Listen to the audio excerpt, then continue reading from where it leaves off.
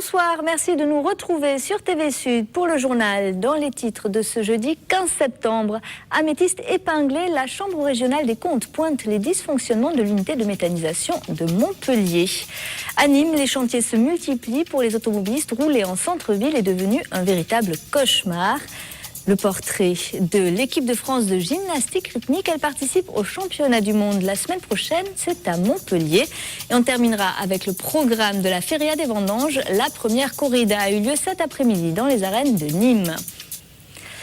Améthyste coûte-t-elle trop cher? Dans un rapport national sur la gestion des déchets, la Chambre régionale des comptes pointe notamment l'unité de méthanisation de Montpellier Agglomération.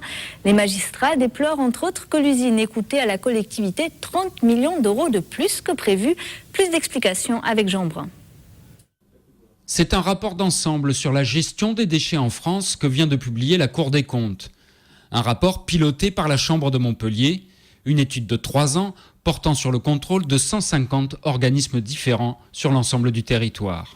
Et au final, les 70 rapporteurs attribués à ce rapport n'ont pas que des avis négatifs. Des progrès significatifs ont été accomplis, notamment dans le cadre de la mise aux normes des incinérateurs, puisque les 128 incinérateurs sont aux normes, également par le développement des déchetteries, par la montée en puissance du recyclage, de la prévention, sachant que malgré tout, on a constaté que nous étions encore en retard par rapport aux directives européennes en matière de recyclage, donc en matière de valorisation matière, dès lors que l'Europe nous impose à l'horizon 2020 un objectif de 50% de recyclage et nous sommes actuellement à 33%. Très en retard donc, tout comme peut l'être la livraison de l'usine Améthyste. Un projet voté en 2003 pour un montant de 57 millions d'euros et dont le coût final a augmenté de 54% selon la Chambre pour finir à 87,9 millions d'euros. Il y a de nouvelles obligations qui sont apparues au niveau technique que nous avons été obligés d'intégrer dans la construction de l'usine, ce qui a fait augmenter le chiffre qui était prévu au départ. Elle a coûté cher parce qu'il a fallu enterrer l'usine, coucher les digesteurs, abaisser la cheminée. Tout ça coûtait très cher à Montpellier pour rien, pour un emplacement urbain stupide, inutile et dangereux. Par la suite, on a mis 14 millions d'euros à cause des odeurs. Encore une fois, parce que c'était en emplacement urbain. La même usine mise à 1 km d'habitation, 800 mètres, 1 km, n'aurait pas posé ces problèmes. Pour autant, le rapport de la Cour des comptes ne cible pas que l'aspect financier. Il y a un certain nombre de dysfonctionnements qui tiennent pas à l'équipement, mais qui tiennent à ce qui rentre dans l'usine. Tout dépend, la qualité de ce qui sort de l'usine, le compost notamment, dépend de la qualité de ce qui y rentre. Et ce qui y rentre, c'est le tri fait par les habitants, les producteurs de déchets, de façon à assurer en entrée d'usine un produit qui est susceptible d'être traité dans de bonnes conditions. Or, ce n'est pas le cas actuellement à Améthyste. Depuis le lancement d'Améthyste, Montpellier Agglomération s'est efforcé d'améliorer les gestes de tri. Tout ceci a un coût. Si en 2008, la taxe moyenne de relèvement des ordures ménagères était de 59 € par habitant en France, à Montpellier à la même époque, il était de 137 €. Le Polygone fête son premier anniversaire aujourd'hui. 40 000 mètres carrés de boutiques et de loisirs en partie en plein air. Le deuxième projet commercial du groupe Socri après le Polygone de Montpellier. Au moment de son inauguration, la ressemblance avec le centre commercial Odysseum à Montpellier a été beaucoup commentée, voire critiquée. Mais aujourd'hui, le Polygone biterrois semble avoir trouvé son public. On l'écoute au micro d'Olivier Roiran. On est particulièrement content des résultats puisque sur un an, on accueille 3,2 millions de clients. Par rapport au centre-ville de Béziers, c'est vrai que le Polygone a cristallisé certaines craintes liées à son ouverture. C'était le cas il y a 35 ans à Montpellier. Le Polygone de Montpellier est aujourd'hui indéniablement la locomotive commerciale du cœur de ville de Montpellier. Et sur Béziers, il est en train de se produire la même chose. Et notamment, on a fait une enquête de clientèle sur le mois d'août où on a constaté que la moitié des visiteurs du Polygone allaient aussi dans l'hypercentre, sur les allées Paul Riquet, sur la rue de la République, etc. Donc c'est colossal. On a vraiment joué notre rôle d'aimant vis-à-vis de tous ces estivants. C'était Nicolas Chambon, le directeur de la Socri. Les prochains projets commerciaux du groupe dans la région se concentrent à Montpellier. Le Polygone Saint-Roch devrait ouvrir ses portes en 2013 et l'extension du Polygone de la Comédie devrait être achevée en 2016. Assurer l'indépendance du Languedoc-Roussillon en eau, c'est l'objectif d'Aqua Domitia, le nouveau programme d'extension du réseau hydraulique présenté ce matin. Un projet de la région et de son concessionnaire BRL qui doit notamment acheminer l'eau du Rhône vers l'Hérault et l'Aude, longueur totale du réseau 130 km. On écoute le questeur en charge de l'eau, interrogé par Antoine Moutot et Alexandre Clabot. Le projet Aqua Domitia, c'est un tuyau et un aqueduc souterrain, une conduite qui va du Baronne, de Fourques, jusque dans le département de l'Hérault et le département de l'Aude. Et ce tuyau, il est là pour apporter une eau qui va compléter les besoins de la région et qui va servir au développement durable, c'est-à-dire de faire en sorte que le Languedoc-Roussillon ne devienne pas un désert parce qu'on n'aura pas fait ce qu'il faut. Coût estimé du projet, 140 millions d'euros. Le débat public a été lancé aujourd'hui. Première réunion le 27 septembre à Montpellier. Difficile de rouler en voiture à Nîmes en ce moment, entre le sens de circulation qui change et les travaux qui se multiplient. Les automobilistes voient rouge. Le détail de ces points noirs avec Olivier Michel. C'est le bordel. On est venu exprès à Nîmes, on a rendez-vous. Ça fait une demi-heure qu'on tourne, on tourne de l'avant. Le centre-ville de Nîmes est inaccessible. Avec les travaux anti-inondation, ceux du trambus et l'aménagement de l'esplanade, la ville de Nîmes s'apparente à un véritable piège pour automobilistes. Le tour de l'Écusson étant interdit par l'esplanade, ces derniers sont contraints d'emprunter la contre-allée de l'avenue Feuchère. Pour beaucoup, la tentation est grande de suivre la voie des bus, mais la police veille et la colère monte. Pour rester poli, je veux dire que c'est un petit peu le cirque. C'est le bins, pour pas dire de gros mots. C'est le bazar. C'est la panique. Parce que même le GPS est perdu, nous on est perdus, les gens même à qui on demande des renseignements sont perdus. Je voudrais aller à gauche et ils me font aller à droite. On fait des tours. Montpellier et Béziers, que j'ai des magasins, quand les travaux, j'ai jamais vu ça. C'est la première fois que je vois ça ici. Reste alors à prendre son mal en patience et à emprunter comme tout le monde la rue de la Cité-Foulques, seule voie sortante du centre-ville qui, aux heures de pointe, se transforme en entonnoir. Je mets une demi-heure pour sortir de Nîmes, quoi. C'est l'horreur. Voilà. C'est du quotidien. Du quotidien, ouais. Un quotidien qui va durer. Avec son mail central, le projet AEF fera la part belle aux piétons et aucune voiture ne traversera plus l'esplanade Charles de Gaulle. La mairie de Montpellier se laisse du temps dans l'affaire du stade du Père Prévost, ce terrain privé que le propriétaire souhaitait vendre à un promoteur immobilier à l'automne. Et depuis une dizaine d'années, le stade du quartier des Beaux-Arts. Il accueille notamment un des clubs de foot les plus anciens de la ville. Pour Patrick Vignal, il était donc urgent d'attendre.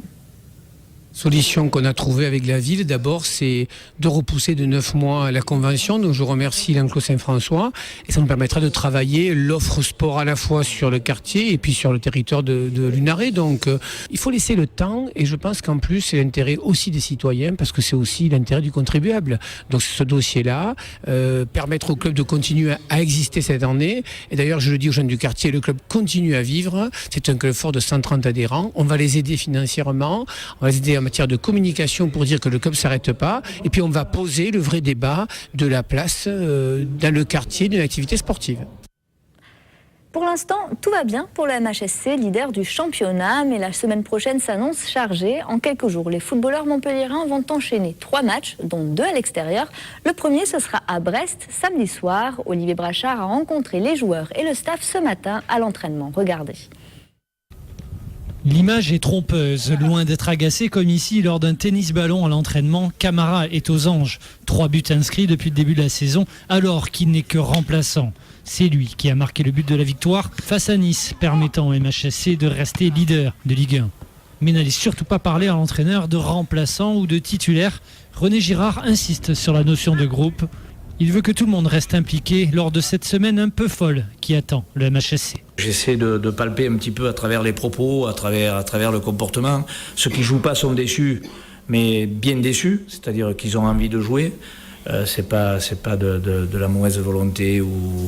Donc je sens que tout le monde a envie de participer à l'aventure. L'aventure, comme je le répète, elle est collective et c'est tous ensemble qu'on ira chercher quelque chose si on va le chercher. 2 déplacements, à Brest samedi, puis Ajaccio mercredi et en apothéose, les petits galactiques du PSG à la Mosson samedi prochain. Une semaine qui devrait jauger la capacité de Montpellier à rester au sommet du championnat.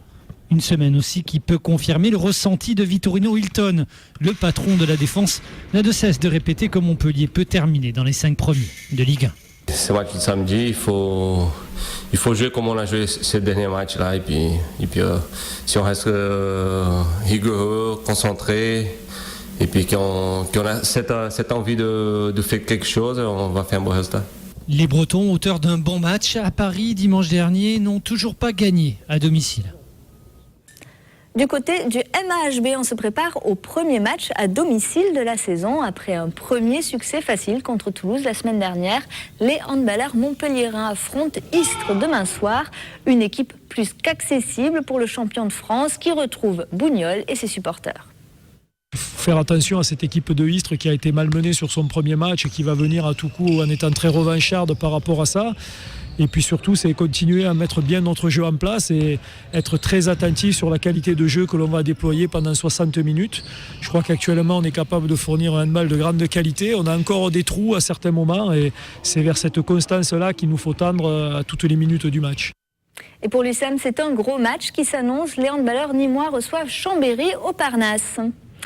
400 gymnastes de plus de 50 pays seront en compétition à l'Arena dès lundi prochain à l'occasion du 31e mondial de gymnastique rythmique. Une épreuve qualificative pour les JO 2012, mais aussi l'occasion pour les sportives françaises de faire une performance devant leur public. Le portrait de la délégation nationale par Olivier Roiran. Regardez.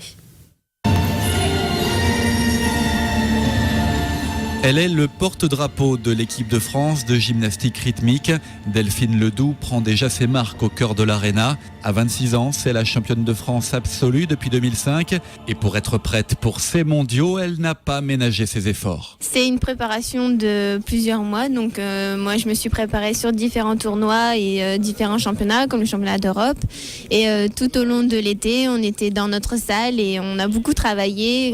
Le secret, c'est quand même d'être super concentré et déterminé tout au long des entraînements et comme ça marchera le jour J. Car l'objectif de ce rendez-vous montpelliérain, c'est bien une qualification pour les Jeux Olympiques de Londres l'an prochain. Et pour cela, Delphine devra terminer dans les 15 meilleurs gymnastes individuels la semaine prochaine. Un scénario tout à fait imaginable selon son entraîneur. Au vu des derniers résultats qu'elle a fait, non seulement au dernier championnat du monde de Moscou et même des championnats d'Europe de Brême, où elle se retrouve dans les 10 meilleures mondiales. Et là, dernièrement, le dernier championnat d'Europe à Minsk en juin, où elle termine 9e. Toutes les conditions sont réunies aujourd'hui pour prouver qu'elle a réellement progressé depuis 2008 et qu'elle a réellement sa place dans les 15 meilleures mondiales. Quant à l'ensemble France, composé de 5 demoiselles de 17 ans en moyenne, la qualification olympique sera probablement plus difficile à obtenir. Pour terminer dans les 6 meilleurs du concours général, il va falloir s'accrocher, même avec le soutien d'un public conquis. En tout cas, elles sont prêtes physiquement, artistiquement et surtout psychologiquement. Elles sont vraiment très jeunes, elles n'ont pas d'expérience et j'espère qu'elles resteront concentrées pendant les 2 minutes qu'elles ont. Parce que vraiment, devant le public français, ce sera bien sûr un grand moment pour elles. Début des compétitions ce lundi 19 septembre dès 10h. Les 31e mondiaux de gymnastique rythmique s'installent à l'Arena pendant une semaine. La première corrida de la Feria des Vendanges s'est tenue cet après-midi dans les arènes de Nîmes. Mais la fête ne se terminera que dimanche soir. Le programme par Olivier Michel. C'est parti pour 4 jours et 4 nuits de fête. Pour cette Feria des Vendanges 2011, plus d'une quinzaine de bodegas vont faire danser les festaires. Parmi les animations phares, on retrouvera samedi sur le parvis des arènes la compagnie de flamenco Antonio Gades et vendredi soir Ben l'Oncle Saul. En journée, l'exposition Courir le taureau est à découvrir au Musée des Cultures Taurines et les traditions camarguaises seront-elles mises à l'honneur sur le haut des allées Jaurès. Bon, les animations, c'est la principale, c'est 5 courses camarguaises, animation équestre, présentation de ce qui se fait dans le domaine de Méjeanne, ce qu'est le domaine de Méjeanne, et aussi il y a une exposition de bâches qu'on peut voir sur Méjeanne, mais qu'ils ont accepté de transférer ici. Du côté des arènes romaines, place à la tauromachie espagnole avec 7 corridas et une présence attendue dimanche matin, celle de José Tomás. Évidemment, événement international. José Tomás ne se produit que 8 fois cette année, dont une fois à Nîmes. Il est réapparu à Valence et à Rennes, dont je m'occupe aussi. Et incontestablement pour la ville de Nîmes et ses arènes, avoir José Thomas, c'est un événement majeur. Un événement qui assure le plein de l'amphithéâtre et a provoqué une hausse de 40% des abonnements, de quoi ôter l'image d'une feria des vendanges qualifiée de nimo-nimoise. Et dès demain, 18h30, TV Sud est à Nîmes. Retrouvez les alliés de la feria tout le week-end, animés par Pierre-Paul Castelli et Julien Lamoussière. En revanche, pas de JT demain soir. Prochain rendez-vous avec l'actu, lundi à 12h30 et 19h30. Passez une belle soirée sur TV Sud.